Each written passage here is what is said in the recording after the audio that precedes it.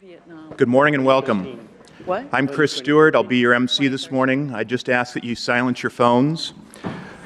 For those of you who have not attended these events, we do move quickly. We have a number of presenters this morning. We want to leave some time for questions at the end.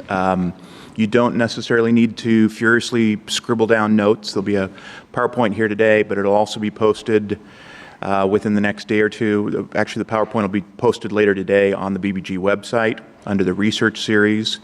And the video from today will also be posted. It'll be probably about 2 days before it gets posted. So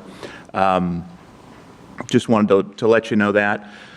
We are pleased to be partnered with the Broadcasting Board of Governors as we continue our monthly series on topical research findings from various markets around the world. This effort is in support of BBG's mission to inform, engage, and connect people around the world in support of freedom and democracy.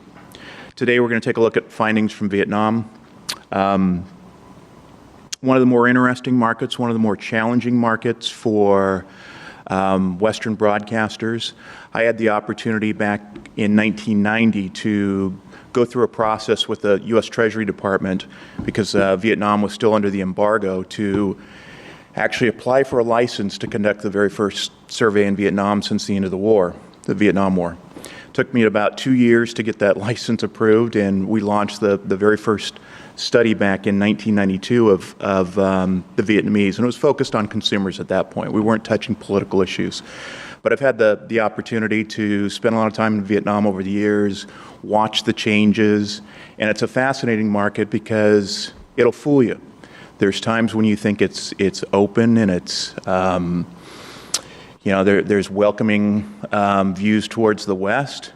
While at other times, we've watched advertising agencies, journalists, media outlets be cracked down on. And so it goes through various phases. It's in a tough phase right now in terms of being able to communicate. Crackdowns on bloggers, crackdown on Western media. So we'll talk a little bit about that today. Our first speaker this morning is Mr. Bruce Sherman, the Director of the Office of Strategy and Development for BBG. Bruce is going to talk about the overall landscape with BBG's operations in Vietnam. Bruce? Very, very briefly, I just want to welcome all of you. We're also pleased to be partnered with Gallup, pleased to be part of this briefing series. I welcome colleagues from Radio Free Asia and Voice of America who are with us today. We support this series to make available to the public information about the media environments that we're operating in so as to share an understanding of what the world is like out there for those seeking to communicate with key audiences around the world. As Chris mentioned, Vietnam is a place that is deceptive in many regards.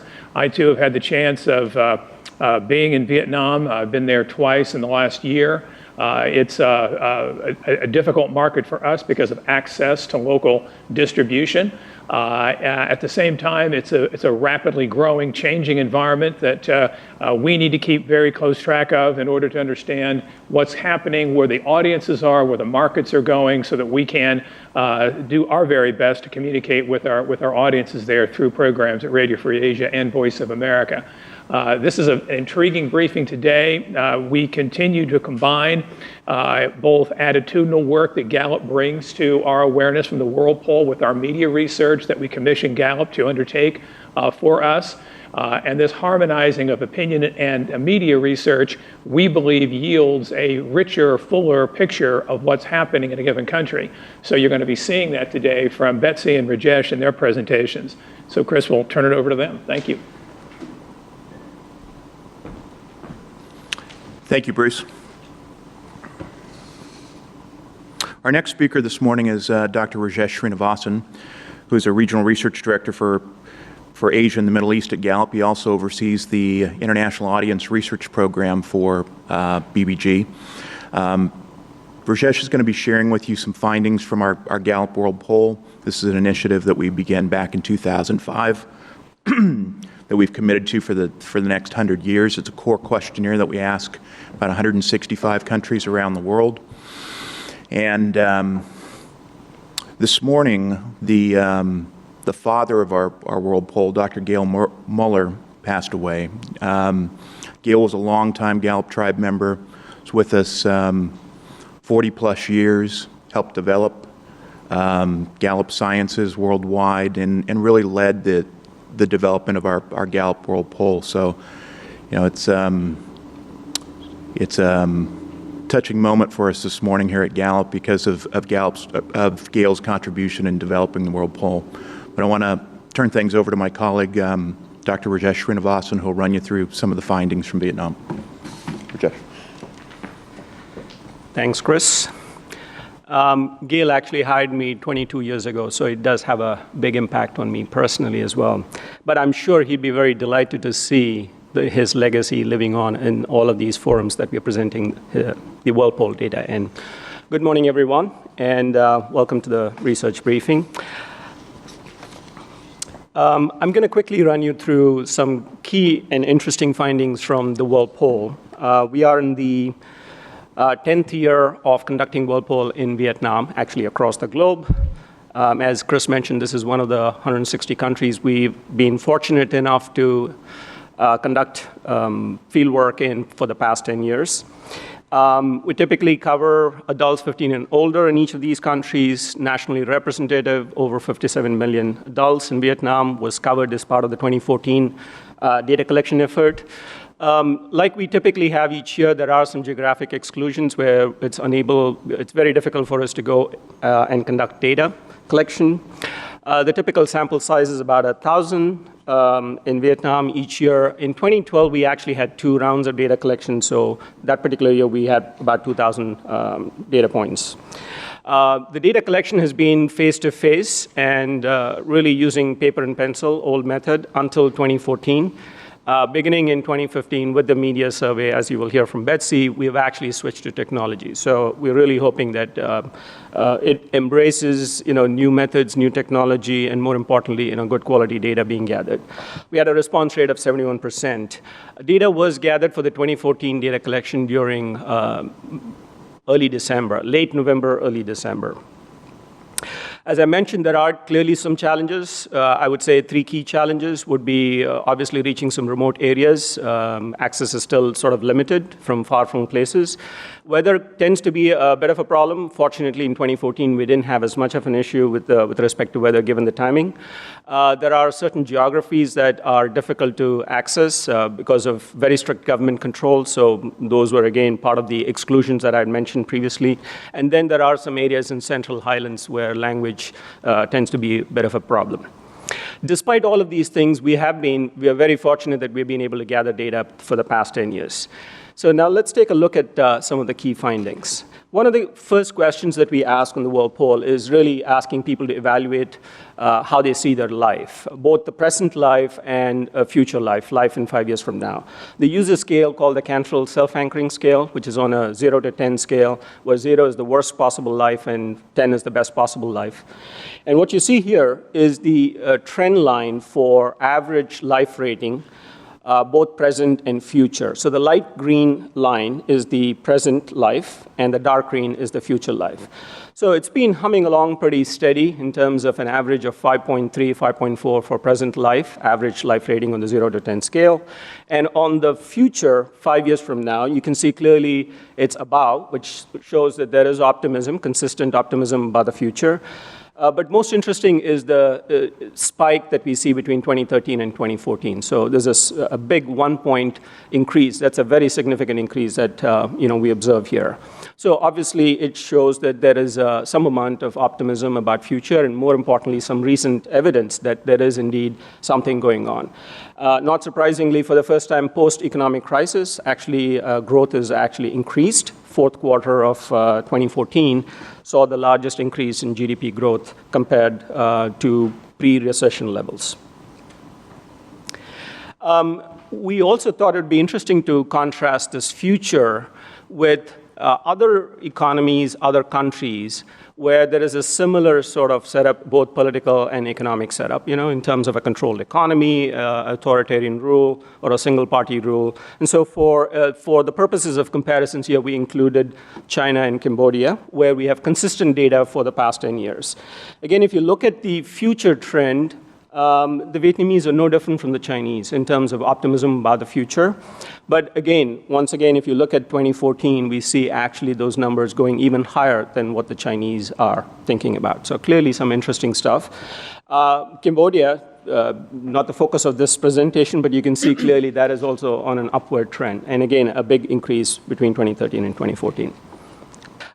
One of the key drivers of optimism tends to be how people perceive the standard of living. And again, 8 out of 10 people overall in 2014, Vietnamese said that they are satisfied with the standard of living. And more importantly, if you look at the momentum, whether they see it's getting better or getting worse, less than 2/3, about 64%, say that it's getting better. This is the highest we've seen post-recession. So again, a good indicator that things are getting better.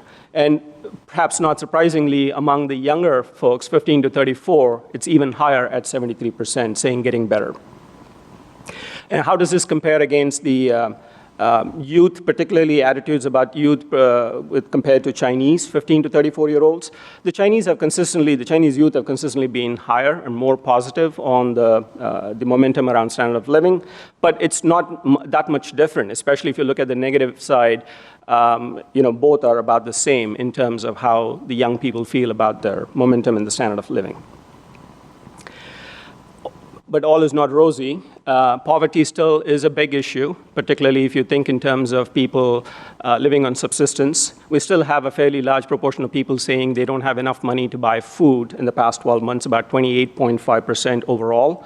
And clearly, rural is where the pain is the greatest in terms of 32%. Part of the problem with the poverty remaining and persistent despite all the efforts is, of course, what proportion of the people are actually being gainfully employed. And by gainfully employed, I mean with a regular employer, gaining a regular salary and so forth. The Gallup metric on employment shows that only 15% of the people are full-time employed. It's the light gray bar that you see. And the dominant occupation is really self-employment. So like most developing countries, it's not surprising that a vast majority of the people are employed for themselves, either in terms of agriculture or private enterprise, most likely subsistence occupations there. Our own metric shows that the unemployment rate is 1.1%. And again, this is not surprising considering most developing countries, there is really no unemployment because most people have to do something to earn a living. And so they are part of the labor force in terms of either being self-employed or looking for work. The official estimate for unemployment is 2.1%, by the way. There are 2 boxes there, and it really indicates what proportion of these people actually feel are concerned or worried about losing their job. For example, those who are full-time employed for an employer, 30% are worried about losing the job in the next 12 months. So that's, while they have a job, they are still concerned and worried about losing their job. And likewise, among the self-employed, just given the nature of the subsistence work, about 10% are worried about losing their livelihood. In terms of optimism about finding a job, again, while there is a small increase, the dark bar shows proportion of people saying now is a good time to find a job. It's at 43%, but you can see that's far lower than pre-recession levels of 62% in 2007 and 55% in 2008. So after that, there's been a big decline and really hasn't bounced back. 2014 shows the first signs of some improvement there. This is not, and again, there is very little difference between overall population and the young population with respect to thinking about now being a good time to find a job. So very similar, 43% versus 42% for the total population. That said, actually there are clearly some changes in terms of attitudes and mindsets, in terms of people taking control of their own life. And one important, interesting insight that we found in our data was how positive people are about entrepreneurship and entrepreneurs in general. So we ask a question, are people who run their own businesses considered good role models for youth? And what you see here is the proportion of people who say yes to this particular statement. So it's clearly since 2011 when we started measuring this, we've seen an increase all the way for from 48% to 70% for all Vietnamese, and among Vietnamese who are 15 to 24, the youth, it's gone from 51 to 80%. So a very, very sharp increase. Just to contrast, we've shown the numbers for the Chinese youth. You can see that's remained pretty steady during the whole time. It's not just about actually thinking about entrepreneurs and entrepreneurship, but it's also to what extent people feel comfortable about taking risks and starting their own business. And again, a very remarkable shift in attitudes and mindsets since we started measuring. Between 2011 and 2014, we asked this question: would you rather take a risk and build your own business than work for someone else? And you see those numbers, especially for the Vietnamese youth, going from 22% all the way to 75%. So 3 out of 4 Vietnamese youth now think that they're perfectly happy taking risks and starting their own business rather than working for someone else. Now, this sort of fits perfectly fine within the overall job situation where it is hard to find jobs. There aren't that many jobs. So people inherently are entrepreneurial, but they are now unleashing those forces to go find their own jobs or create their own jobs. These changing attitudes and mindsets also create changes in the media landscape. And to talk about those changes, Betsy will be here sharing the results from our latest media survey. But to introduce Betsy, let me turn it over to Chris.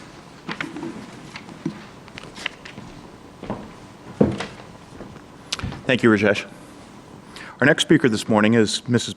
Betsy Henderson, the Director of Research, Training and Evaluation for Radio Free Asia. Betsy's going to be sharing with you some findings from the most recent audience survey, media survey in Vietnam. Betsy spends significant time on the ground in Vietnam, and will be able to provide some contrasts and some feedback on her own experiences in Vietnam as well. Betsy? Okay. Thank you. Let's see if I can. Okay, as Chris said, both Rajesh and I were on the ground in Vietnam, and it was a very, very interesting experience. It was a great survey of 3,000, quite a robust sample, of all Vietnamese, representative of Vietnamese age 15 and older, and covered 54 of Vietnam's 63 provinces. As in all surveys in Vietnam, there were some exclusions based on areas that were dangerous or extremely remote. It was conducted in January through March of 2015. BBG's been doing surveys in Vietnam since the late 90s, 1999, and we've done 7 national surveys, but this was the first time we've ever used computer-assisted data collection, and it was really interesting to see how that worked in the field.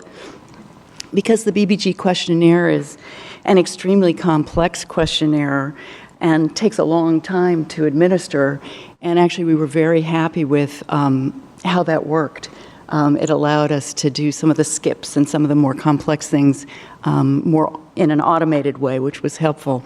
Still, in the field, it took between 20 and 99 minutes with an average of 35 minutes, which is quite long for a face-to-face questionnaire.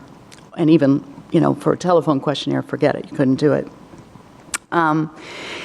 As usual, a small number of sampling units needed to be replaced because of lack of access and danger. Just to put it all in perspective, we're asking about things like listening to Radio Free Asia, listening to Voice of America, which are inherently tricky topics.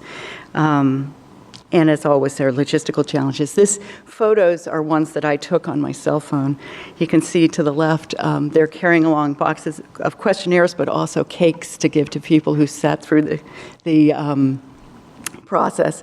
And you can see the little field there. We did some work in the countryside, and we ended up going very, very literally quite far afield, past all kinds of fruit trees, because the random walkway of selecting households means you have to pick the households on the left, and all the houses were on the right. Or anyway, it was a fun time. Anyway, we'll get on to talk about the media environment. What we see here is something that we saw when we did our last survey in 2012. which we presented here 2 years ago, television remains the dominant media. It is the most owned media and the most widely used media. And actually, once you get to those kinds of numbers, you can't get much higher. So it's basically the same as 2012. Mobile ownership, however, has gone up 10% since 2012. And to put it in perspective, in 2008, only about half the population owned a mobile phone. So we've seen huge growth in the mobile sector. Radio ownership, in contrast, has gone down from 21% in 2012. Internet numbers are up, but we've started to ask it. We've realized that sometimes people don't know when they're using the internet, if they're using it on a mobile phone, if they're using it on an app. So we ask about that question a little bit differently than we did in 2012, so we don't have a direct comparison. Okay, in terms of use, again, not too surprisingly, TV is the most used. Internet, you can see the numbers on the left in green are the 2012, 2013 numbers, and on the right, they're 2015. So you see no change in TV. But you see internet has gone up to almost 40% of people using the internet in the last week in Vietnam. Radio numbers have gone down slightly. In terms of just some specifics on the televisions in Vietnam, 60% of those TVs receive signals from cable, and antennas and satellites are more common in the rural areas. Radio use in urban and rural areas is equally common, but interestingly enough, the listening to the radio on mobile phone and listening to the radio on a radio set are just about the same at this point. However, Vietnamese mobile phones frequently have radio sets installed on their mobile phones, so it's not necessarily indicative of streaming on the internet. In terms of how they're accessing the internet, mobile absolutely dominates, and this is something that the BBG is seeing throughout Asia and in fact throughout the world, really, Bruce. However, from our qualitative work, we found that among those who have the option, when they're doing significant research or work on the internet, there's still a preference for a larger screen and a desktop. And that includes some of the BBG access. They consider it a significant activity to access the news that we provide, and they want to go into depth. And given a choice, they're going to prefer to do it on a desktop. English levels, obviously, the internet is dominated by Vietnamese at this point. It used to be not that long ago that people would say very confidently, oh, English is the language of the internet, and I would say, not in my neck of the woods. We see Chinese, we see Vietnamese. However, these English levels are somewhat higher than the other countries in Asia that we work in. So who is using the internet in Vietnam? And what are the segments that are using it the most? Interestingly, in Vietnam, the rural-urban gap is there. It's about a 20% gap, but that's nowhere near what it is in other countries. In Vietnam, you've got 32% of rural Vietnamese saying they went on the internet in the last week. The real predictors are education and age. And you can see as education goes up, internet use skyrockets up to 69% weekly use in the last week. And look at the under 25 age cohort. Almost 80% have gone on the internet in the last week in Vietnam. One of the things just to say about mobile is that I had a chart in here earlier that people at the dry run said, yank it, it's not interesting. Because what it showed was that mobile use across sectors is, it's like 90%, 97%. It doesn't vary very much.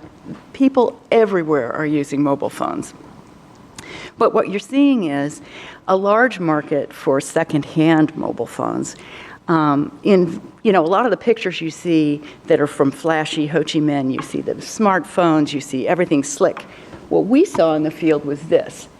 And if you see those, you've got the old flip phones behind plastic, and doing an okay business selling them to people like the woman on the left who showed us her cell phone during an interview and said, here's my phone. It doesn't do that much, but it works for me. So what about smartphones? We asked the question, do you have a mobile phone that only receives calls and text messages, or do you own a phone that connects to the internet, has mobile apps, or allows you to access social media such as Facebook? We weren't confident that everyone who had a smartphone knew what a smartphone was, or knew that when they went on apps that they were actually connecting to the internet. So what we see, once again, is that the real predictor of smartphone ownership is education and age. And you can see that the youngest group is fueling the growth of internet smartphone use. Top brands in Vietnam are Nokia and Samsung. Those are Android-based phones. iPhone lags at 14.3%, but is a very high status item and desired. Okay, what are people doing on their phones? Of course, they're making calls and they're texting. But what I wanted to highlight here was, again, the internet access and how, again, it's that under 25 group that is really doing the exciting things on their phones. 20%, again, say they listen to the radio, but again, some of that was not via the internet. Okay, if you take nothing away from this presentation at all, you should look at this slide, because there are a lot of similarities between Vietnam and China in terms of how bad the media environment is, how many bloggers are in prison. However, Vietnam is not China in one really important respect, which is they have access to these international social media, international search engines. You can't get Google in China. You can't get Facebook in China. You can't really get YouTube in China. But look at the numbers of people who are using those products in the last week in Vietnam. 35%, more than a third, have used Google. And we know from our qualitative work that that's where a lot of the news seeking goes on relating to events that may be censored in the Vietnamese media. Facebook, nearly 3/4 of the under 25 group went on Facebook in the last week. And 71% used Google in the last week. These are huge numbers. So remember that. Okay. Another brands, the other two brands that are sort of starting to get some headway are Zelo and Zing. Zing is a more traditional social media network, founded in 2009. It can't compete with Facebook, but it's still around 40% of young people. And Zelo, which is a chatting app that is very, very widely used, has absolutely adorable emoticons. You got to check them out. And it functions on 2G, 3G, 4G, and they've got a marketing campaign that's covering the buses in Ho Chi Minh City. It's the brainchild of this man here on the right, a guy named, and you'll forgive my pronunciation problems, Lee Hong Min, who is a 38-year-old guy who studied finance in Australia, but succumbed to his love of gaming and started ZNG Corporation as a gaming corporation in 2004. He's doing very, very well. And as you can see in this slide, where we asked, what three applications do you use on your smartphone most frequently? That was an open-ended question. And the number one is Facebook, number 2 is Google, and the number 3 is Zelo, which is that chatting app. YouTube is somewhat lower, and Zing is the next one down. Okay, on to news and opinions. Obviously, that's what our business is all about, and as we all know, Vietnam is one of the most censored news environments on the planet. Freedom House puts Vietnam 186 out of 199, which means it's tied with China. Other rating organizations actually put it even lower. The number of bloggers jailed in Vietnam was 16 at the end of last year and has only gone up. At various times, it's more than China, in spite of the fact that it's a much, much smaller country. It has been rightly labeled by these organizations as an enemy of the internet. Not only that, its Decree 72 prohibits the sharing of news on social media. So, a very tight environment. Still, what we found in our survey is that it is a population of very, very active and avid news seekers. Nearly 90% seek out news daily, according to our survey. That's 88%, and in the cities it's more than 90. And nearly half of them say they share news every day. So very engaged population, especially when we see those numbers in comparison to other countries. So not surprisingly, that gap in new media extends to use of new media for news as well. How do Vietnamese get their news? Not surprisingly, they access television, at least weekly, almost everybody, for news. Friends and family come in next at around 3/4. Mobile, 48%, internet, 39%. Again, though I wanted to highlight the gap in the number of folks who say they use the internet for news in the last week, nearly 3/4 of young people say they've used the internet for news, compared to less than 30% who have attained the ripe age of 25. We asked people unprompted, what are your specific sources for news and information?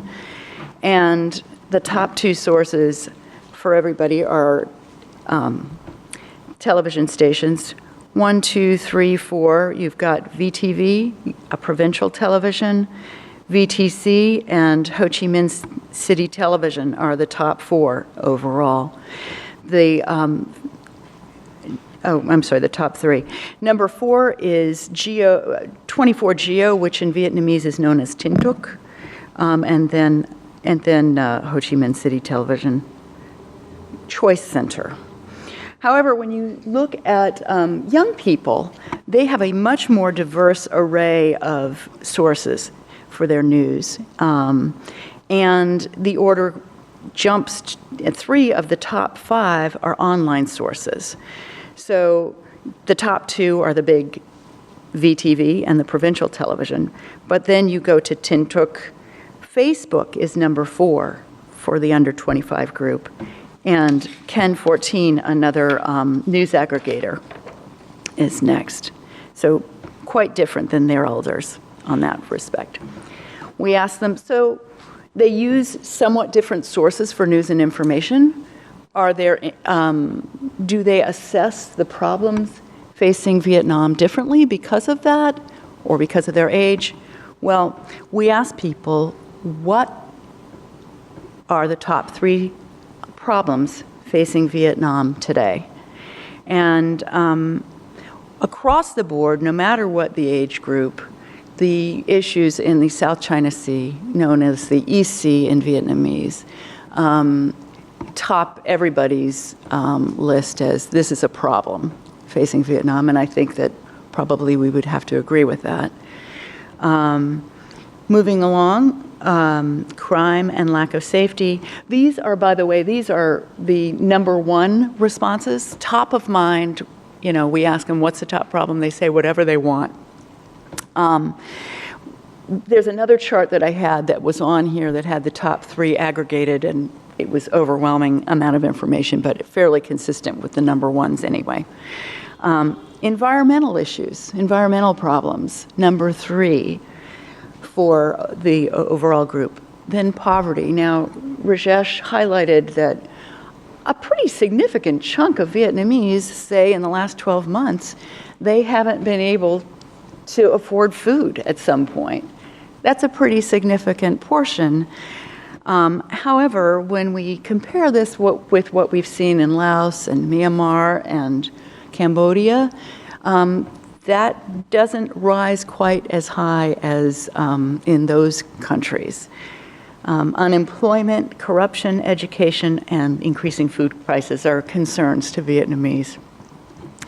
But when you look at young people, their order is slightly different. Number 1, of course, South China Sea, but number 2 is the environment. And number 3 is crime. Number 4 is education, which is, we see that in all the countries. Youth are very concerned about education.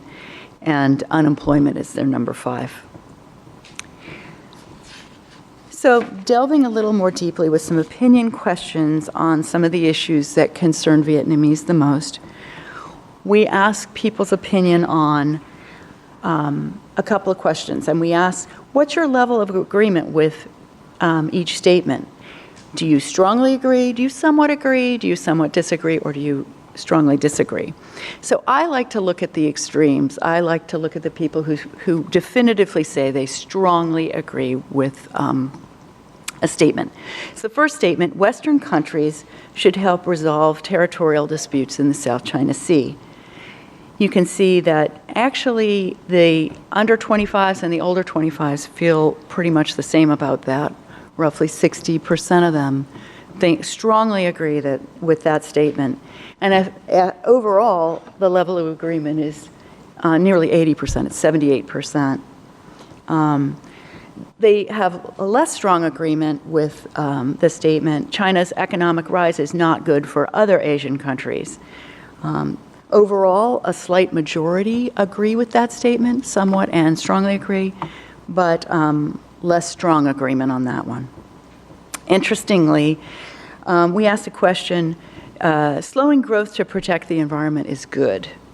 So in spite of the fact that the young people consider the environment their number 2 unprompted problem, they are less likely to strongly agree that there should be a slowing down in economic growth to protect the environment. The young people are also somewhat more optimistic about the sincerity of their leaders. Our national leadership is committed to economic fairness. Strong agreement, 48%, 49% actually when you round it, among those under 25. And finally, last slide on this, we asked some things about the media environment. Personal blogs and microblogs are more believable than official news. Overall, a majority of people agreed or strongly agreed or somewhat agreed. But young people are more likely to agree with that comment strongly than those over 25, perhaps because they have greater access and more knowledge also. They're more likely to have an opinion.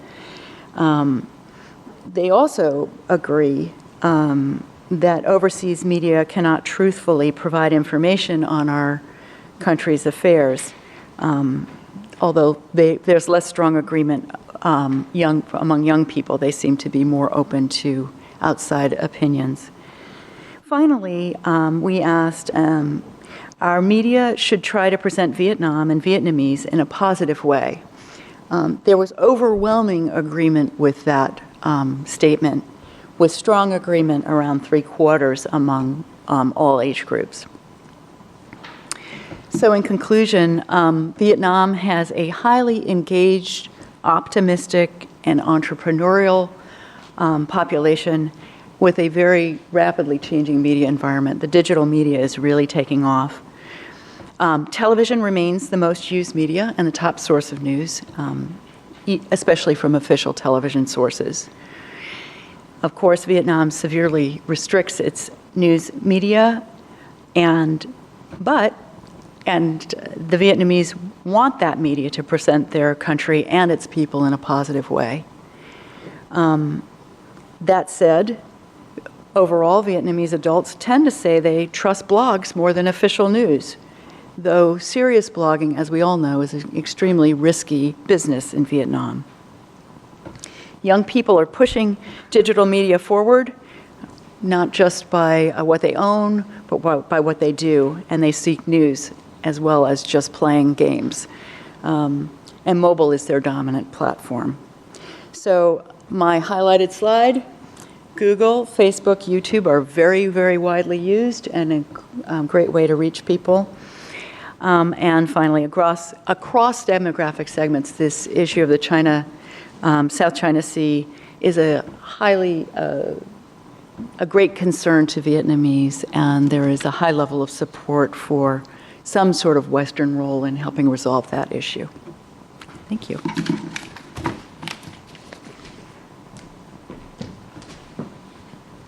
Thank you, Betsy. We have some time for questions. I have a couple of my colleagues with microphones, so if you'd raise your hand and state your name and organization. Right here.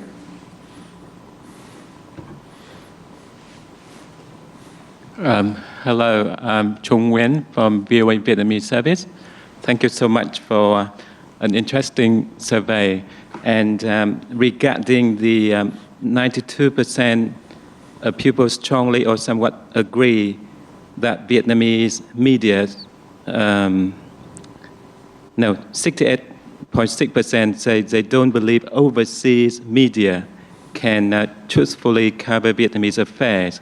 Does it include Vietnamese language based overseas? I mean, that's the way we ask the question. And just to put it in context, I think anyone who does survey research, and there are a whole lot of people in this room who do, know that it's easier to agree with the statement than disagree with the statement. Could you please speak to the microphone? Your microphone. It should be on. Can you hear me? Slide it up. Okay.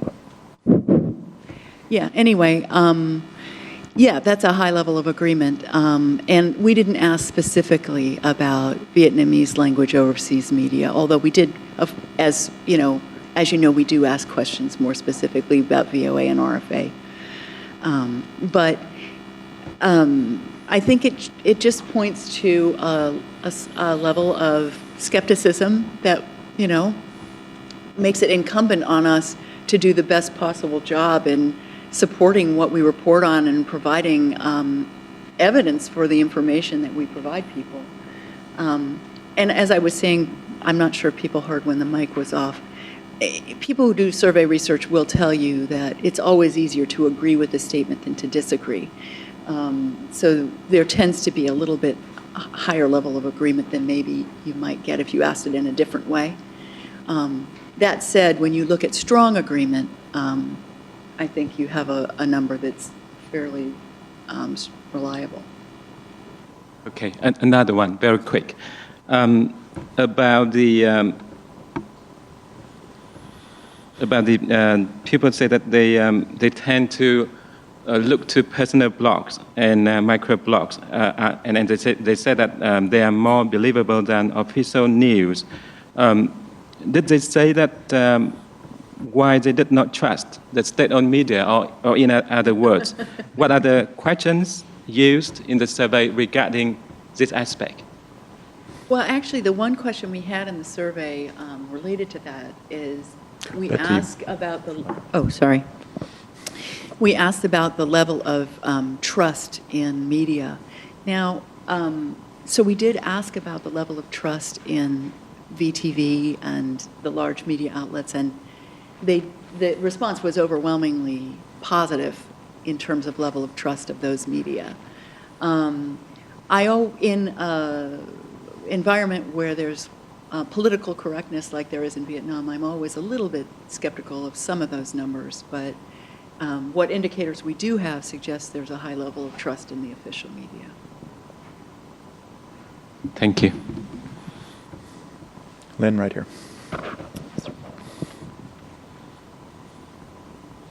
Hi, my name's Dylan Allen. I wanted to kind of connect the two.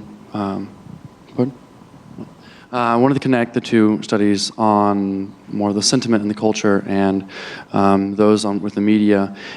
Do you think that the studies on the sentiment and the culture through anthropological views, through survey views, would it be possible to predict whether how people's behaviors may change and may alter in Vietnam in regards to the way that they see media, the way that they're able to connect in Facebook, for instance, understanding anthropologically or through the sentiment surveys and happiness?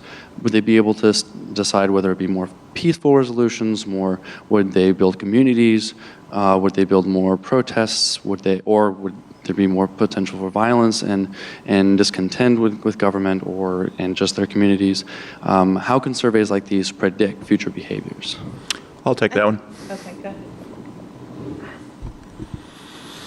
I think it depends on the topic that you're trying to predict. Predictions are always difficult, no matter what type of activity you're trying to predict. You can provide an indication of underlying conditions. So from a directionality standpoint, the underlying conditions, we've got sewage, water, electricity, trash, food issues, economic issues, they're declining. But typically civil unrest, political unrest requires some sort of matchstick event, some sort of catalyst. And that's the most difficult thing to predict. So we can identify the underlying conditions. Keep in mind that a survey is a snapshot in time. It's one of the reasons why we track over time, is because we want to be able to look at those changes. So can it be directional? Yes. Can it be predictive? There's difficulties in any predictions, whatever source you're using, whether you're using content analysis, whether you from social media or some other source, whether you're using public opinion data. The trailing indicators, the traditional indicators of economics are often very difficult to use in these environments because they are trailing. They're a reflection of what's gone on in the past. And in many of these markets, there's not necessarily the most transparency with respect to state statistics. So there's challenges from a prediction standpoint. The one thing I would say, I completely agree with what Chris is saying, is that when you look at the age cohorts and what people are doing on media, they're not going to, the young people are getting older, but just because as they get older, they're going to continue to do what they've been doing. So I would say the one thing you could say is people are not going backwards in terms of using social media and communicating in the ways that they do. That's the only thing. Age-wise, I think that it's somewhat predictive. But it sounds like you're an anthropologist, so and I am not. So do you have anything? No, I think it's sort of tying the two together, as Betsy said. Directionality, prediction can be either quantification, prediction, or it can be just directionality. So from a directionality perspective, some of these trends are not going to change. They are going to be moving in the direction. But Vietnam is also, the demographic dividend is peaking, so the people are going to start aging now. There will be some changes, but perhaps not in terms of the media consumption part. But there will be other kinds of attitudinal changes that will be taking place for sure. Can be predicted. Attitudes are very hard to predict. There are so many things going on, social structures changing with respect to the political situation, to what extent they're going to clamp down versus open up. You can see, it's very interesting because the first survey that we did in 2006, we had about, I would say, 35 to 40% of the people saying don't know to many questions. As things started improving, especially economically, and seemed like there was some opening of the markets and so forth, we actually saw those numbers started to decline. People had more positive or negative views and that they were willing to express. So, but again, it's tightening up, and we are beginning to see, again, don't know percentages going up. So, it's a little difficult to predict far ahead into the future. One thing I would add to the conversation is that if you're taking a look empirically at what has happened with the explosion of media in Vietnam and the circumstance of media freedom in Vietnam, you see that there is very little correlation. More media does not mean more media freedom. And this is a fundamental problem in the world that the proponents of liberalization via digital have not fully grasped. More people can own mobile phones, they can access digital content, but the ability of governments to control access to content and to control access by outside broadcasters to those markets has exceeded the scope of information that is available to people. So it's, if your question is at some level about how can you encourage greater openness of society through media, what do you see as the role that media can play in opening up in Vietnam? It's what it is in many other countries, like China. Everybody's got a mobile phone, everybody has access to TV, and you still see these countries at the bottom of the list in terms of media openness and press freedom. Follow-up question? Yeah. And thank you for getting in and to answer your question earlier. I'm studying to be an industrial organizational psychologist, actually. But to follow up with that, I'm interested in noting the fact that so many of these sources of information that can be going out through Facebook and otherwise can be very informal. It could lead to potential just straight falsehoods and more opinions and beliefs, like phrenology kind of things, where are complete pseudosciences or things that, there's a good reason for publication in science, and there's also good reason for, at least in America, good media and reporting. So I'm curious as to whether dangers like those would present dangers to the entire Vietnamese public for whatever reason, big or small, and furthermore, would those dangers be noted by the media, the public broadcasting in Vietnam, as more dangerous, perhaps maybe even encouraging public broadcasting in Vietnam to be a little bit more open and less censorship, noting that if they censor less, then perhaps public and informal broadcasting through Facebook and other media will happen. Bruce, do you want to? Well, I'm not entirely sure I understand your question, but let me focus on one part of it. You've seen the interest in the survey data with respect and the concern about crime in a society in Vietnam. If your question is about the extent to which media and government-controlled media, and that's the case in Vietnam, would be open to covering issues that matter to the population, and that openness could yield some salutary benefit for the society in terms of reducing crime rates, that's a possibility. Maybe I missed your question exactly. If you wanted, I only heard a little bit of it. The microphone is not conveying as well as it might. Just speak up a little more loudly. So the thing I'm trying to understand, and I'm curious about is it possible that government might see the dangers of public media, of the informal utilizing Facebook, and perhaps you think that the government would decide to censor less so that people will trust the better sources? Yeah, good question. I don't know. That's kind of a speculative Yeah. thing that, in the past, in 2009 especially, there was evidence of Facebook being blocked and difficulty accessing Facebook, and that's not the case, but, that can change. Okay, next question. Right here. Hi, Rohit Mahajan from Radio Free Asia. I have a question that might be a little bit in the weeds. I was just curious about the high internet use in Vietnam that the surveys found, and thank you to everybody who presented today. I was just curious about the use of apps, and particularly apps like Stitcher that use audio, streaming audio, if those are becoming popular at all. That's all.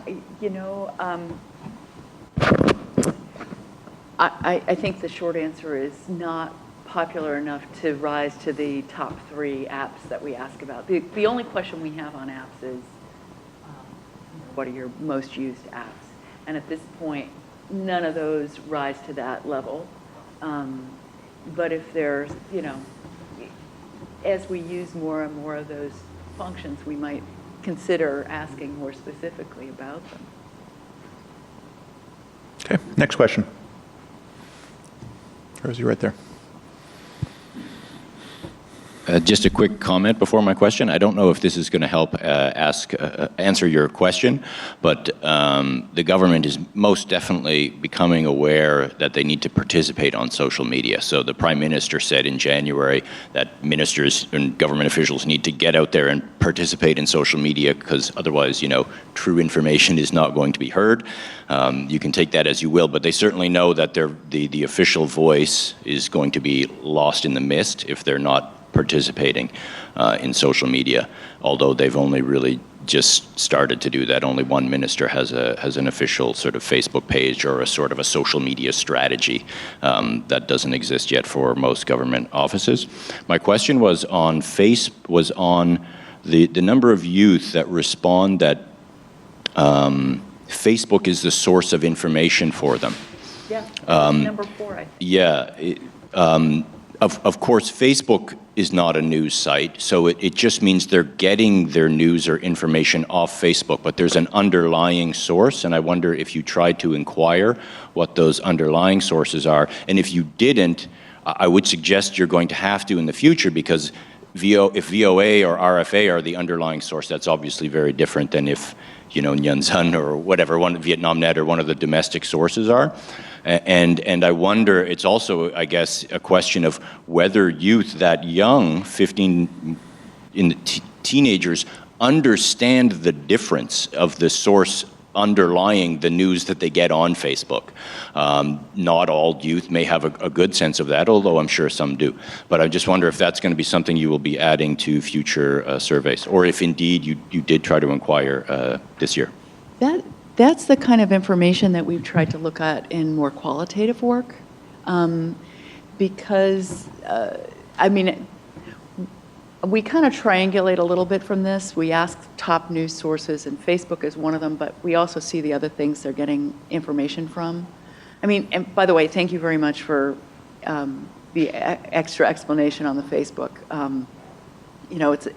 If you can't beat them, join them approach, which seems like a smart thing that the Chinese government has learned too. So we do look at those things more qualitatively. I would say, not surprisingly, their sources are more likely to be domestic sources overall. We've got time for one more question. We have a final question? Chris, it might be a couple of things that might not be apparent if we have a little bit more time. In taking a look at this presentation and some of the takeaways from it, again, this notion that more media does not equate to more media freedom, and that if everybody owns a mobile phone, that doesn't mean that outside organizations like Voice of America, Radio Free Asia have any access to distributing content over mobile phones in Vietnam. So this is something to keep very much in mind as we present data on media environments and how people are using media. That doesn't mean that we have access to those media, right, to those distribution channels. Also, the New York Times did a feature, the entire magazine was dedicated last Sunday to digital imperialism. A fascinating article. And you see in the context of this data, the presence of Google and YouTube and Facebook confirms that notion of the digital presence of the United States worldwide. This is relevant in the context of conversations around whether the United States is winning or losing the information war. Washington has a fixation on the information war currently, and seldom, it seems, in the current discourse is what the New York Times pointed out, what our data point to, which is the overwhelming dominance of U.S. information, social media, digital companies around the world. This is not about Russia, and it's not about ISIS, which is what the current dialogue in Washington focuses on, tends to, in terms of public diplomacy. This is not that issue, either one of those issues in the context of Vietnam. Also, young people are still using television. The data point to that, notwithstanding the rising importance of digital sources. In fact, TV, if I'm not mistaken, having looked at the data, TV remains primary for young people. as well as older people and as young people are migrating to digital platforms. That tends to contradict also what is commonly understood about how people are using information around the world. And when you have access to television to distribute the content, it's a completely different proposition than when you're on it and in the digital space, in which you can often just be a grain of sand on the beach. Because there's so much information on digital platforms. So it suggests the importance, if you can get on television, of being on it. And finally, these various interests that people have. South China Sea is, of course, very important, but you can take a look at the other issues, environment and corruption, and things that might not be readily apparent or certainly not intuitive if you're thinking about what matters to audiences and how you're going to connect with them with content. Which again, as we say, this is why we do this research, to understand how to connect with audiences. Whether it is digitally, whether it is on any given platform, what do you need to address in terms of the topics? And you can see in the data how it highlights what matters to people. Let's give our presenters a nice round of applause.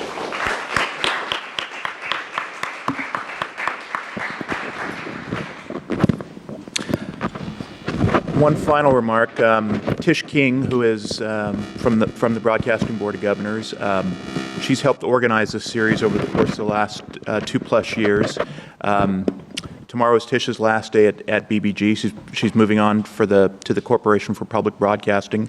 We're going to really miss her. She's been fantastic in pulling these events together from the BBG side. So let's give Tish, in her absence, a nice round of applause as well. Again, the presentation as well as the video will be posted on the BBG website, the presentation later today, and the video in the next couple days. We're adjourned. Thank you.